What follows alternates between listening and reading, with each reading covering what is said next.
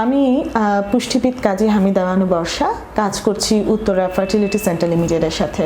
মেয়েদের ঋতুস্রাব নিয়ে আসলে একটি কমন কথা আমার কাছে প্রায় আসে, তা হচ্ছে অতিরিক্ত সাদা স্রাব যাচ্ছে এবং অতিরিক্ত সাদা স্রাবে অনেক সময় এতে দুর্গন্ধ থাকতে পারে, অনেক সময় অতিরিক্ত সাদা স্রাব খুব বেশি ঘন এবং হলুদাভ ধারণ করে।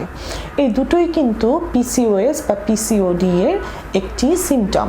যাদের সাদা স্রাবের মধ্যে অনেক গন্ধ যাচ্ছে এবং অতিরিক্ত ঘন অর্থাৎ সাদা স্রাবটি প্রায় হলুদাভ আকার ধারণ করেছে, হলুদাভ রং ধারণ করেছে, সেই সময় থেকেই কিন্তু তাকে অবশ্যই সচেতন হতে হবে।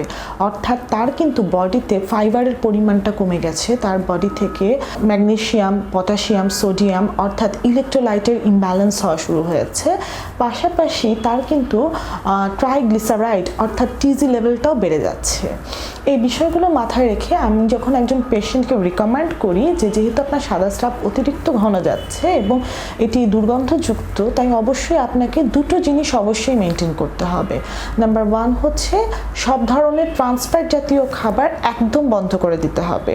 অর্থাৎ বাহিরে যে ধরনের খাবার আপনি গ্রহণ করছেন, তেল বা তেল জাতীয় খাবার, খুব বেশি রিচড ফুড যেগুলো আছে, ফ্রাইড রাইস, ফ্রাইড চিকেন, যেগুলো বাইরে গেলেই পাওয়া যায় এবং খুব ডুবো তেলে ভাজা খাবার, সেগুলোকে আপনাকে একদমই বন্ধ করে দিতে হবে।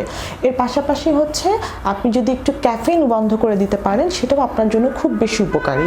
এবং আরেকটা বিষয় স্টার্ট করতে হবে, সেটা হচ্ছে ফাইবার ইনটেক করা। অর্থাৎ আপনি যে ফ্রুট জুসগুলো খাবেন, সেক্ষেত্রে জুসটা মানে জুস না ইনটেক করে আপনি র ফুডটা ইনটেক করবেন। সেটা সিজনাল ফ্রুট এবং সাইট্রাস ফ্রুটটা সবচেয়ে বেশি ভালো হয়। বেসিক্যালি এই সময় কিন্তু অ্যান্টিঅক্সিডেন্টের প্রয়োজন আছে বডিতে, তাই ভিটামিন সি যুক্ত ফ্রুটসগুলো গ্রহণ করবেন। এর পাশাপাশি যেটা দুইটা বিষয়ের কথা বলছিলাম, প্রথম বিষয় হচ্ছে এই ধরনের খাবার ইনটেক করা এবং ট্রান্সফ্যাট বাদ দিয়ে দেওয়া। আরেকটা বিষয় হচ্ছে অবশ্যই হাইজিন মেনটেন করা। অর্থাৎ আপনার সাদা স্রাব যাওয়ার মাধ্যমে কিন্তু আপনাকে রেগুলার এটা ক্লিন করতে হবে এবং পরিষ্কার পরিচ্ছন্ন থাকতে হবে। তাই যাদের আসলে এই ধরনের প্রবলেমগুলো হচ্ছে, তারা খাবার খাওয়া থেকে অবশ্যই নিজেদেরকে বিরত রাখবেন, বাইরের খাবার খাওয়া থেকে, এবং আপনার বডিতে টিজি লেভেল কতটুকু আছে বা আপনার পিসিওএস বা পিসিওডি আছে কিনা এই বিষয়ে আপনার কনফার্ম হয়ে যেতে হবে। ধন্যবাদ সবাইকে।